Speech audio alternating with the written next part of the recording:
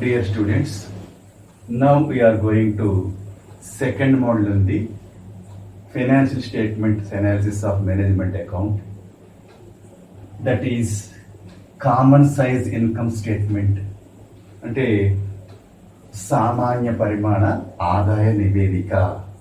Problem మాత్రం మనకి ఏమవుతుందంటే రెండిటికి ఒకటే విధంగా ఉంటుంది. తులనాత్మక ఆదాయ నివేదికకి అలాగే సామాన్య పరిమాణ ఆదాయ నివేదిక లేదా సాధారణ పరిమాణ ఆదాయ నివేదిక.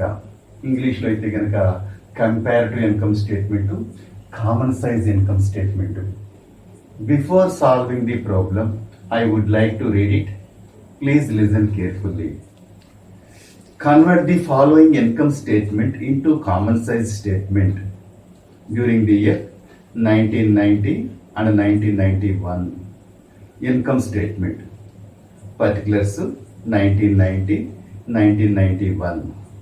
Gross sales 30,600 to 36,720. Less sales returns 600 to 700. Deduct చేస్తే net sales 30,000 to 36,020 rupees. Less cost of goods sold 18,200 to 20,250. Gross profit 11,800 to 15,770. Less operating expenses అనేది సైడ్ హెడింగ్.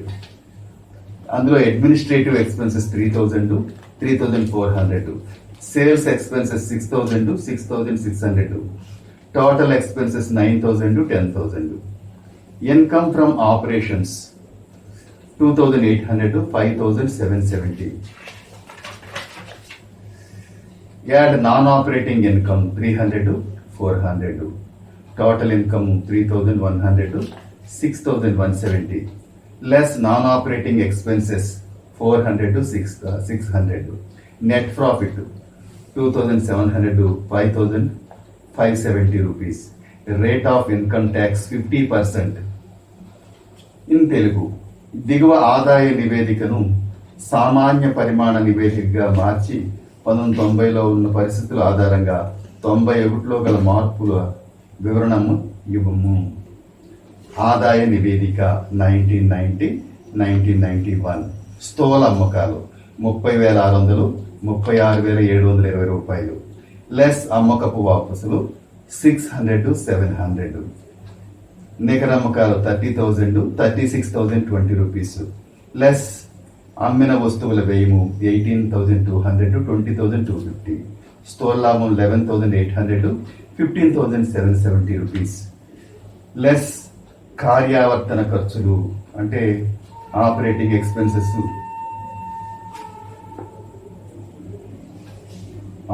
ఎక్స్పెన్సెస్, అందులో పరిపాలనా ఖర్చులు 3,000, 3,400. అమ్మకం ఖర్చులు 6,000, 6,600. మొత్తం ఖర్చులు 9,000, 10,000. కార్యావర్తన నుండి ఆదాయం అంటే నిర్వహణ ఆదాయం, నిర్వహణ లాభం అనమాట. అది 2,800 to 5,770.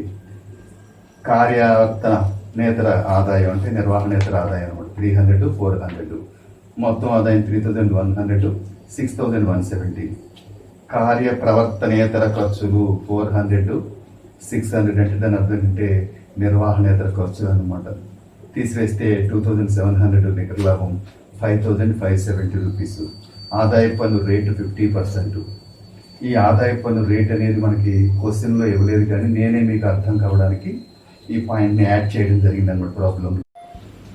Common size income statement for the years 90, 91 అంటే 90-91 సంవత్సరానికి సామాన్య పరిమాణ ఆదాయ నివేదిక లేదా సాధారణ పరిమాణ ఆదాయ నివేదిక. దీనికి మనం ఎప్పటిలాగే స్టేట్మెంట్ ఇలాగే ఉంటుంది. మనం కంపారిటివ్ స్టేట్మెంట్ ఎలాగే ఇస్తాం అలాగే సేమ్ పర్టికులర్స్ 90%, 91%. ఫస్ట్ ఎప్పుడు కూడా నెట్ సేల్స్ తోటి ప్రాబ్లమ్ స్టార్ట్ చేయాలి. ఇప్పుడు కూడా నెట్ సేల్స్ లేదా నికర అమ్మకాలతో మనం ప్రాబ్లమ్ని స్టార్ట్ చేస్తాం. నెట్ సేల్స్ ఎలా వస్తాయి? సేల్స్లోంచి సేల్స్ రిటర్న్స్ తీసేస్తే మన నెట్ సేల్స్ వస్తాయి. అది మనకి 90లో 90,000 ఇచ్చాడు, 91లో 36,20 రూపాయలు ఇచ్చాడు.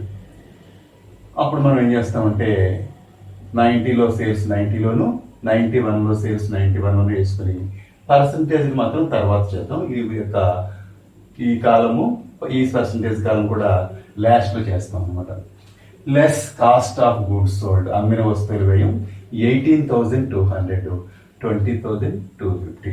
ఇందులోంచి ఇది డిడక్ట్ చేస్తాం. అలాగే ఈ వాల్యూలోంచి ఇది డిడక్ట్ చేస్తే మనకి గ్రాస్ ప్రాఫిట్ లేదా స్థూల లాభం వస్తుంది. అది క్యాపిటల్ ఏ అవుతుంది. 11,800, ఇది 15,770. లెస్ ఆపరేటింగ్ ఎక్స్పెన్సెస్, నిర్వహణ ఖర్చులు, లెస్ ఆపరేటింగ్ ఎక్స్పెన్సెస్, నిర్వహణ ఖర్చు అన్నిటి. అందులో సెల్లింగ్ ఎక్స్పెన్సెస్, అమ్మకం ఖర్చులు ఉన్నాయి. అడ్మినిస్ట్రేటివ్ ఎక్స్పెన్సెస్, పరిపాలనా ఖర్చులు ఉన్నాయి. అప్పుడు ఇది 6,000, 3,000 కలిపి 9,000. అలాగే ఇది 6,600, 3,400 కలిపితే 10,000. నెక్స్ట్ మనం ఏం చేస్తామంటే ఆపరేటింగ్ ప్రాఫిట్ని ఫైండ్ అవుట్ చేస్తాం, నిర్వహణ లాభాన్ని. దానికి ఫార్ములా అంటే ఏ మైనస్ బి. ఏ అంటే గ్రాస్ ప్రాఫిట్, బి అంటే మనకి టోటల్ ఆపరేటింగ్ ఎక్స్పెన్సెస్ అనమాట. ఏ మైనస్ బి. అప్పుడు 11,800 నుంచి 9,000 తీసేయండి, 2,800 వస్తుంది. అలాగే 15,770 నుంచి 10,000 డిడక్ట్ చేస్తే 5,770 వస్తుంది. వచ్చిన తర్వాత దానికి ఆపరేటింగ్ ఇన్కమ్, నిర్వహణ ఆదాయం ఉన్నట్టయితే మనం చేస్తామంటే యాడ్ చేసుకుంటాం. కానీ ఈ ప్రాబ్లంలో అమౌంట్ ఏమీ లేదు కాబట్టి మళ్ళీ సేమ్ 2,800. అలాగే ఇదేమో 5,770 వస్తుంది. దాన్ని ఏమని పిలుస్తామంటే మనం నెట్ ఆపరేటింగ్ ప్రాఫిట్, నికర నిర్వహణ లాభం. దానికి మనం ఏం చేస్తామంటే నాన్ ఆపరేటింగ్ ఎక్స్పెన్సెస్, నిర్వహణేతర ఖర్చులు ఉన్నట్టయితే డిడక్ట్ చేసుకుంటాం. 2,800 నుంచి 400 డిడక్ట్ చేస్తే 2,400. అలాగే 5,770 నుంచి 600 డిడక్ట్ చేస్తే 5,170. దానికి యాడ్ నాన్ ఆపరేటింగ్ ఇన్కమ్స్, నిర్వహణేతర ఆదాయాలు ఉన్నట్టయితే యాడ్ చేసుకుంటాం. దీనికి 300, దీనికి 400 యాడ్ చేసేస్తాం. అప్పుడు ఇది 2,700. ఇది మనకి ఎంత అవుతుందంటే 5,570 వస్తుంది. ఇక్కడ మనకి ఇన్కమ్ ట్యాక్స్ రేటు 50% అని చెప్పాడు. 50% దేని మీద క్యాల్కులేట్ చేస్తామంటే ఈ 2,700 ఇంటూ 50/100, 2,700 ఇంటూ 50/100 అంటే 1,350 వచ్చింది. అలాగే 5,570 ఇంటూ 50/100 అయితే 2,785 వచ్చింది. అప్పుడు ఇందులోంచి ఇది డిడక్ట్ చేస్తాం, ఇందులోంచి ఇది డిడక్ట్ చేస్తాం, ఇందులోంచి ఇది డిడక్ట్ చేస్తే మనకి ఏమొస్తుందంటే profit after tax. Profit after tax అంటే పన్ను తర్వాత లాభము. అప్పుడు మనకి అమౌంట్ కాలమ్స్ 2 కూడా కంప్లీట్ అయిపోయాయి. ఇప్పుడు మనకి ఏం చేయాలంటే మనం క్యాలిక్యులేషన్ ఆఫ్ పర్సంటేజెస్ క్యాలిక్యులేట్ చేయాలి. ఇలా పర్సంటేజ్ క్యాలిక్యులేట్ చేసేటప్పుడు ఎప్పుడు కూడా let the net sales be 100. ఎప్పుడు కూడా మొత్తం అమ్మకాలని లేదా నికర అమ్మకాలని మనం ఏమనుకోవాలంటే 100 అనుకోవాలి. Let the net sales be 100 అంటే నికర అమ్మకాలని 100 అనుకోవాలి. నెట్ సేల్స్ని 100 అనుకుంటాం. అప్పుడు 30,000 దగ్గర 100, అలాగే 36,020 దగ్గర కూడా 100 వేసుకుంటాం. వేసుకున్నప్పుడు మనం ఏం చేస్తామంటే ప్రతిదానికి క్యాలిక్యులేట్ చేసుకుంటూ వెళ్తాం. ఎలాగంటే 30,000కి 100 అయితే కనుక ఈ 18,200కి హౌ మచ్. చూడండి, కాస్ట్ ఆఫ్ గూడ్స్ సోల్డ్, అమ్మిన వస్తువులు వేయమని 30,000కి 100 అయితే 18,200కి హౌ మచ్. అప్పుడు 18,200 30,000 ఇంటూ 100 వేస్తే 60.67 వచ్చింది. అలాగే మనం ఏం చేస్తామంటే 91లో కూడా ఈ 36,000 20 100 అనుకున్నాం కదా, 36,020కి 100 అయినట్టయితే కనుక 20,250కి హౌ మచ్ అంటే మనకి 56.22. దాన్ని ఇక్కడ క్యాలిక్యులేట్ చేసాం. ఫస్ట్ 2 ఇయర్లకు కూడా మనం ఏం చేస్తాం డిఫరెంట్, మనం సెపరేట్గా క్యాలిక్యులేట్ చేసి చేయడం జరిగింది అనమాట. అప్పుడు మనం ఏం చేస్తామంటే 100లోంచి వాల్యూ తీస్తే 39,000.33 వచ్చింది. 100లోంచి 56.22 తీస్తే 43.78 వచ్చింది. ఇప్పుడు మళ్ళీ మనం ఏం చేస్తామంటే సెల్లింగ్ ఎక్స్పెన్సెస్ క్యాలిక్యులేట్ చేసుకుంటాం. 2 ఇయర్స్కి కూడా 30,000కి మనకి 6,000 అయినట్టయితే ఇక్కడ చూడండి, ఇక్కడ 30,000 సెల్లింగ్ ఎక్స్పెన్సెస్ 30,000కి 100 అయితే కనుక 6,000కి హౌ మచ్ అంటే 20 వచ్చింది. అలాగే మనకి అడ్మినిస్ట్రేటివ్ ఎక్స్పెన్సెస్ 3,000 ఇచ్చాడు. 30,000కి 100 అయితే కనుక 3,000కి హౌ మచ్ అంటే 10 వచ్చింది. చూడండి ఇక్కడ చేసాం.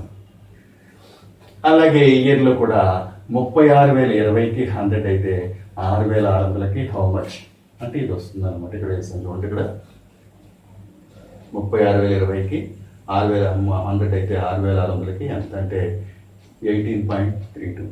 అలాగే 36,020కి 100 అయితే కనుక 3,400కి ఎంత అంటే మనకి 9.44 వచ్చింది. అప్పుడు వీటిని యాడ్ చేసుకుంటాం. 20ని 10 కలిపితే 30 అవుతుంది. ఈ రెండు కలిపితే 27.76. ఇప్పుడు మనం ఏం చేస్తామంటే ఈ యొక్క 39.33లోంచి 30 తీసేయండి, 9.33. అలాగే 43.78లోంచి 27.76 డిడక్ట్ చేస్తే 16.01 వచ్చింది. ఇక్కడ మనకి ఆపరేటింగ్ ఇన్కమ్ ఏం లేవు కాబట్టి వదిలేసాం కాబట్టి మళ్ళీ మనకి ఏమవుతుందంటే ఈ 9.33 ఈ 16.10601 ఇక్కడ వేసుకుంటాం.